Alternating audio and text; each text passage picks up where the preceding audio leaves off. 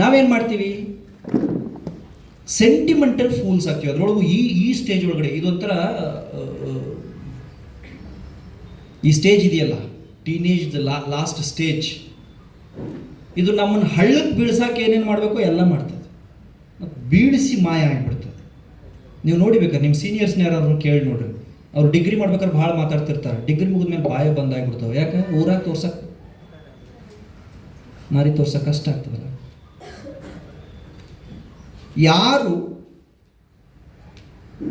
ಅವರ ಸ್ವಂತ ಜೀವನವನ್ನು, ಸ್ವಂತ ಸ್ವಭಾವಗಳನ್ನು, ಸ್ವಂತ ಮನೋಭಾವವನ್ನು, ಸ್ವಂತ ನಡವಳಿಕೆಯನ್ನು ಗುರಿಯೊಂದಿಗೆ ಹೊಂದಿಸಿಕೊಳ್ತಾರೋ ಅವ್ರು ಸೋತ ಉದಾಹರಣೆ ಒಂದೂ ಇಲ್ಲ.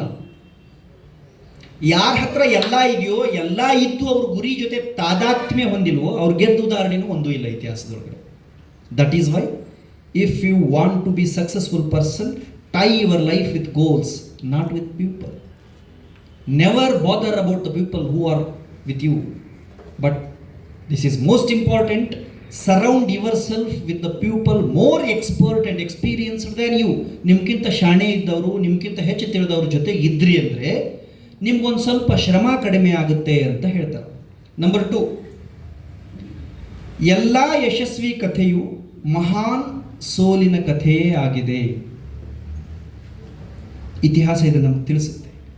ಎಲ್ಲ ಯಶಸ್ವಿ, ನೀವು ಸಕ್ಸಸ್ಫುಲ್ ಪರ್ಸನ್ಸ್ ಹಿಸ್ಟ್ರಿ ಓದೋದಕ್ಕೆ ಸ್ಟಾರ್ಟ್ ಮಾಡಿದ first most important page starts with ಒಬ್ಬ ಮನುಷ್ಯ ಇದ್ದ, ಭಾಳ ಬಡವಿದ್ದ, ಹಳ್ಳಿಯಾಗಿದ್ದ, ಊಟಕ್ಕನ್ನಿರಲಿಲ್ಲ, ಹಾಕೊಳ್ಳೋಕೆ ಬಟ್ಟೆ ಇರಲಿಲ್ಲ ಅಂತಲೇ ಸ್ಟಾರ್ಟ್ ಆಗ್ತದೆ. Right or wrong?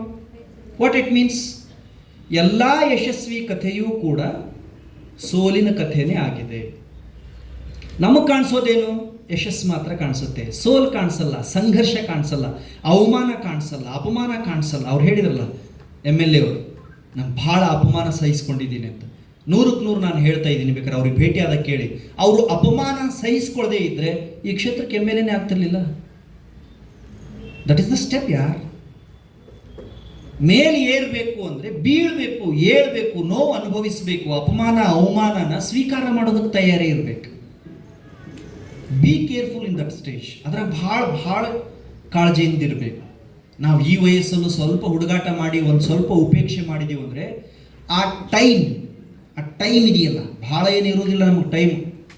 ನಿಮ್ಮ ತಂದೆ ತಾಯಿ ಡಿಗ್ರಿ ಕಲಿಯೋದಕ್ಕೆ ಕಳಿಸಿದ್ದಾರೆ ಅಂದರೆ ಇವರ್ ಲಕ್ಕಿ. ಇತ್ತಿತ್ತಲಾಗಿ ಎಷ್ಟೋ ಜನ ಅಪ್ಪ ಅವ್ವ 10ನೇತೆ ಆದ್ರೆ ಸಾಕು ಅಂತಿದ್ದಾರೆ ಹೆಣ್ಮಕ್ಳಿಗೆ. ಹುಡುಗರಿಗೆ ಅನ್ನೋದಿಲ್ಲ, ಯಾಕಂದ್ರೆ ಅವ್ರು ಎಲ್ಲಿ ಹೋದರೂ ವಾಪಸ್ ಊರಿಗೆ ಬರ್ತಾರೆ. ಬಹಳ ಜನಕ್ಕೆ ಆತಂಕ ಪ್ರಾರಂಭ ಆಗಿದೆ. Remember these words. ನಾ ಬಳಸೋ ಶಬ್ದ ಕಡೆ ಲಕ್ಷ್ಯ ಇರಲಿ. ಹೆತ್ತವರಿಗೆ ಮಕ್ಕಳ ಭವಿಷ್ಯದ ಬಗ್ಗೆ ಆತಂಕ ಪ್ರಾರಂಭ ಆಗಿದೆ.